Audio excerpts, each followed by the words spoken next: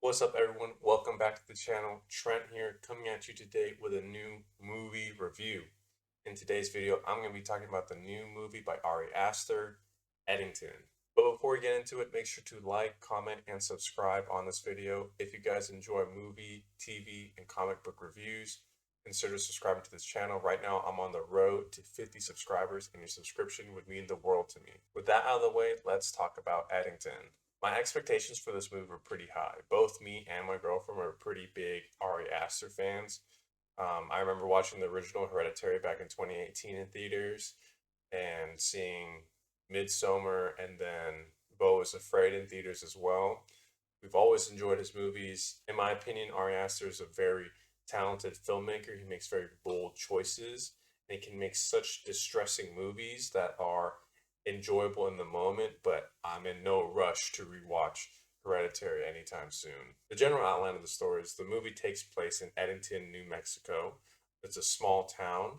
It takes place in May of 2020 during the middle of the pandemic. This movie definitely feels like a snapshot of what America was like during this time. It's talking about the pandemic, it's talking about COVID 19, it's talking about mask mandates, political elections, police brutality, Black Lives Matter, conspiracy theories, all that stuff that was going around during that time is all brought up in this movie. The discourse and discussions and arguments that were happening in real life are all present in this small town in this film. When I was watching the movie, there's so many points where I was like, what are we getting at? Like, what am I supposed to be getting from this? What am I supposed to be understanding?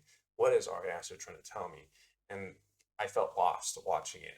And it's only after like discussing it and talking about it more that I get to understand the movie more on a deeper level. But in the movie theater, watching it in my seat, it was a bit of a struggle for me. When I was watching this movie, it almost seemed like Ari Aster was going through the middle and through the center of these political issues, and it didn't really seem like he was trying to convey a specific message or specific viewpoint. But as I'm thinking about it now, it almost seems like he is trying to be as objective as possible because in this movie there is no good guy or bad guy. It's just everyone is being horrible to each other. Everyone is being mean. Everyone is being toxic.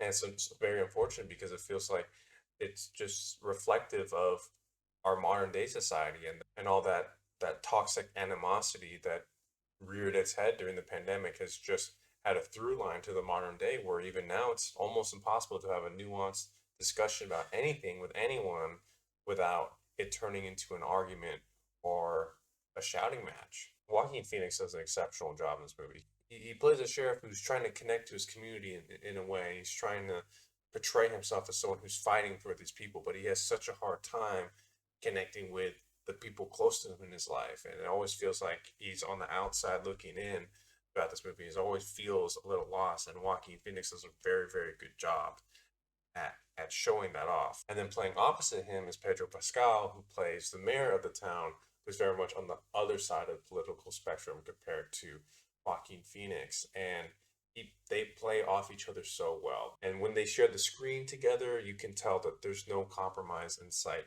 between the two of them. The animosity and the tension between them is so palpable. On top of that, you also have Emma Stone and Austin Butler, who, granted, I wish had larger roles and larger presences in this movie.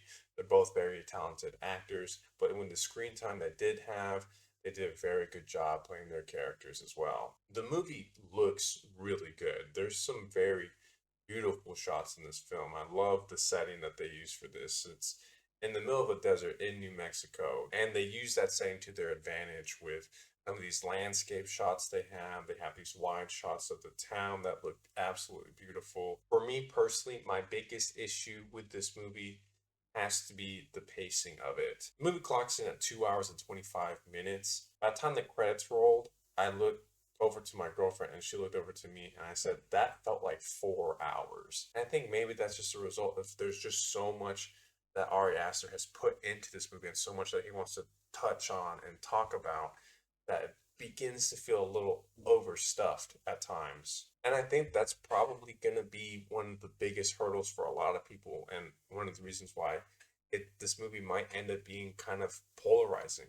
So walking out of the theater, my letterbox score for this movie was a 3 out of 5 stars. I think this movie does a lot of things great. It's a movie that is begging to be analyzed and questioned and discussed. I think it's a very important movie. It's not the most well done movie.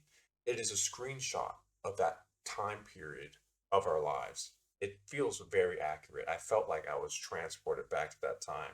And because of the subject matter and that time period, I still felt that signature Ari Aster audience distress. It's definitely not my favorite Ari Aster movie. I feel like the general audience might not enjoy this movie as much because of its runtime and because of its pacing issues. Maybe it's one of those movies that gets better on a rewatch.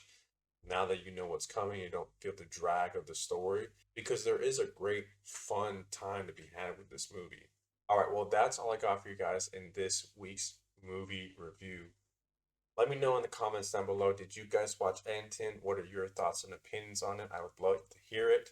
If you enjoyed this video, please leave a like down below and subscribe for more movie reviews. Thank you guys so much for tuning in. I'll see you in the next one.